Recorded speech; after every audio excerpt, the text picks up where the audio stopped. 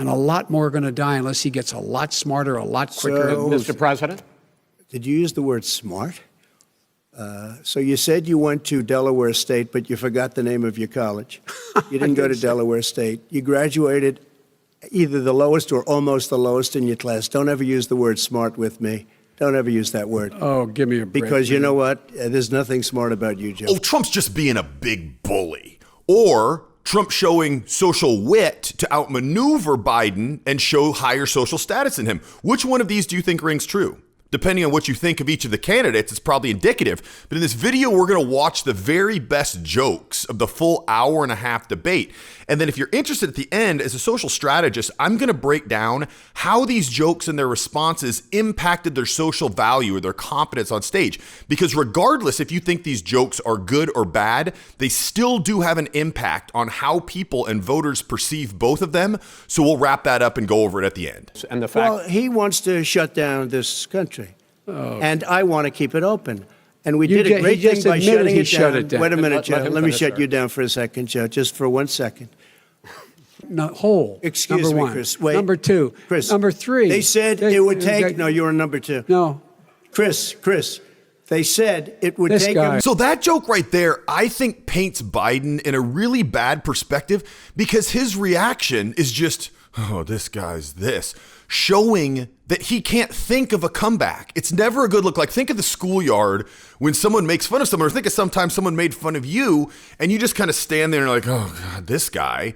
That lowers your status. If you're able to come up with a comeback and give it right to him, it shows you have high status. It shows you have quick wit. But Biden, in this instance, and in almost every one of these jokes, doesn't come back. So even if Biden thinks that these jokes are beneath him or it's not presidential, he still needs to be able to stand up for himself, because when he does these things, when he just takes these sitting down and has no defense, it just makes him look less competent and less like a... True. He doesn't have any law support. Look, he has no law enforcement that's not support. true. Almost that's nothing. Look. Oh, really? Who do you have? Name one group that supports you. Name one group that came out and supported you. Go ahead. Think. We have time. We don't have time to do anything. No, think All about right. it.